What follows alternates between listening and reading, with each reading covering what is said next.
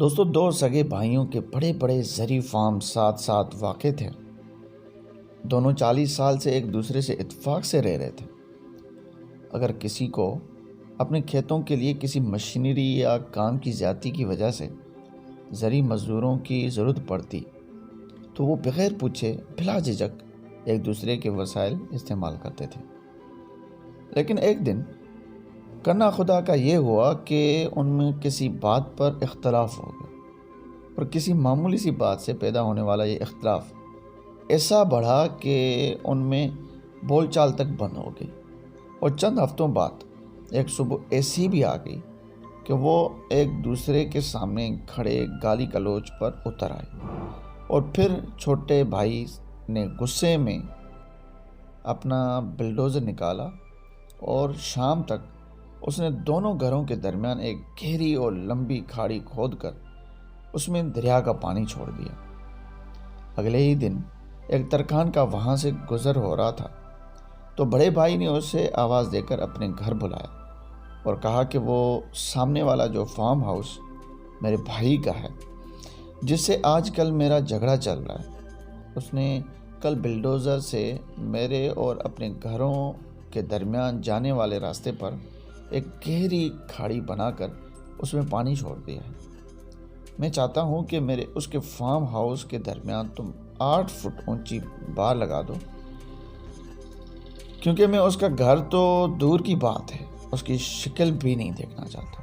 اور دیکھو، مجھے یہ کام جلد از جلد مکمل کر کے دو، جس کی میں تمہیں جتنی منہ مانگی اجرت مانگو گے میں تمہیں دے دوں گا۔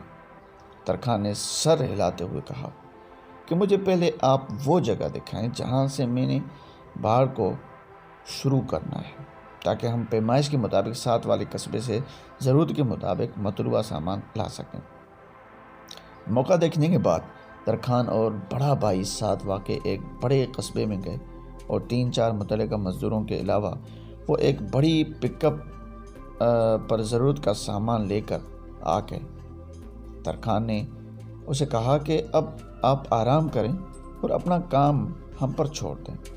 دوستو، ترکھان اپنے مزدوروں کاریگروں سمیت سارا دن اور ساری رات کام کرتا رہا۔ صبح جب بڑے بھائی کی آنکھ کھلی تو یہ دیکھ کر اس کا منہ لٹک گیا کہ وہاں 8 فٹ تو کیا 1 انچ اونچی باڑ نام کی بھی کوئی چیز نہیں تھی۔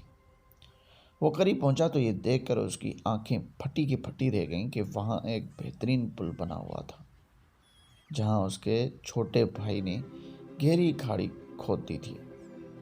جو ہی وہ اس پل پر پہنچا تو اس نے دیکھا کہ پل کی دوسری طرف کھڑا ہوا اس کا چھوٹا بھائی اس کی طرف دیکھ رہا تھا۔ چند لمحے وہ خاموشی سے کھڑا کبھی کھاڑی اور کبھی اس پر بنے ہوئے پل کو دیکھتا رہا، اور پھر اس کے چہرے پر ایک ہلکی سی مسکراہٹ ابھری۔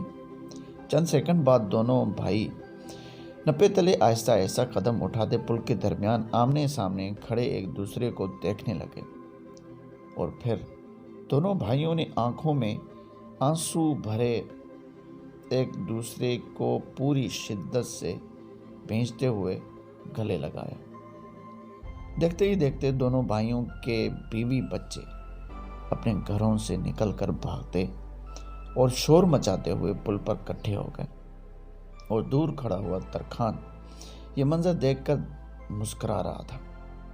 بڑے بھائی کی نظر جو ہی ترکھان کی طرف اٹھی، جو اپنے اوزار پکڑے جانے کی تیاری کر رہا تھا، تو وہ بھاگ کر اس کے پاس پہنچا اور کہا کہ وہ کچھ دن ہمارے پاس ٹھہر جائے۔